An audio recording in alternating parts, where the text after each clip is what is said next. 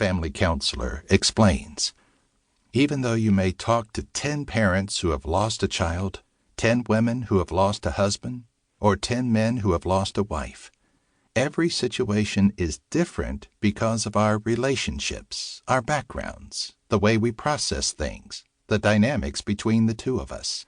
Our situation is unique to us. Although your grief experience will not mirror anyone else's, grieving people often struggle with similar thoughts and emotions. Throughout this book, we've compiled the experiences and advice of people who've faced grief and found hope. Finding out what's normal in grief and what to expect will help ease your mind and keep you moving forward through your grief process. Common experiences on the journey of grief. Depression. One of the most common reactions to the death of a loved one is a deep feeling of sadness. Low energy, fatigue, trouble sleeping, difficulty making decisions, and feelings of hopelessness often accompany the sadness. My mother would wonder why I kept the room so dark and why I was lying down so much, shares Kimberly, who lost her grandmother. That's how I wanted it. I wanted it quiet. I didn't want to eat, and I didn't want to be bothered. I would look at the phone and just watch it ring. Susan Sonnabelt Smingy, a Christian psychologist, said that after her husband's death, it felt like there was nothing left, that my life was over. During grief, these types of depressed feelings are natural. But how do you know if you should be concerned about the length or severity of these feelings? Talk with your doctor. Talk with your pastor. They can give you wise feedback on how you are navigating the grief process.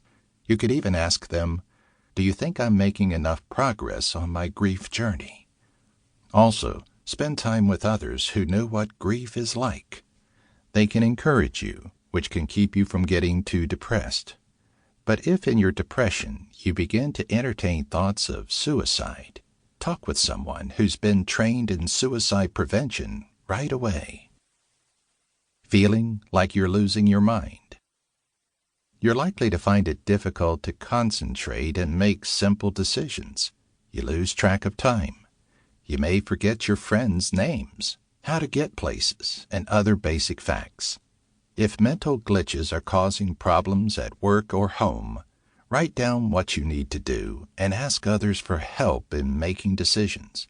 Scaling back on how much you're trying to do can be beneficial, as your body may be telling you that you need more time before going full speed again.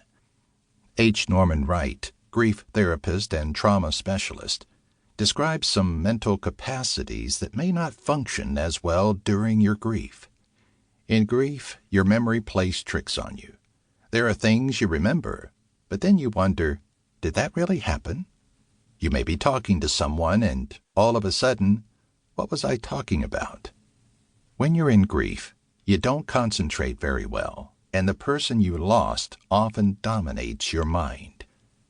What's most important is this. Do not get frustrated with yourself. Your mind and body are on emotional overload. Feelings of denial. You can expect feelings of denial at first. Denial that your loved one is truly gone. Denial that you can go on without your loved one. Denial helps you portion out your pain to a degree you can handle at that moment.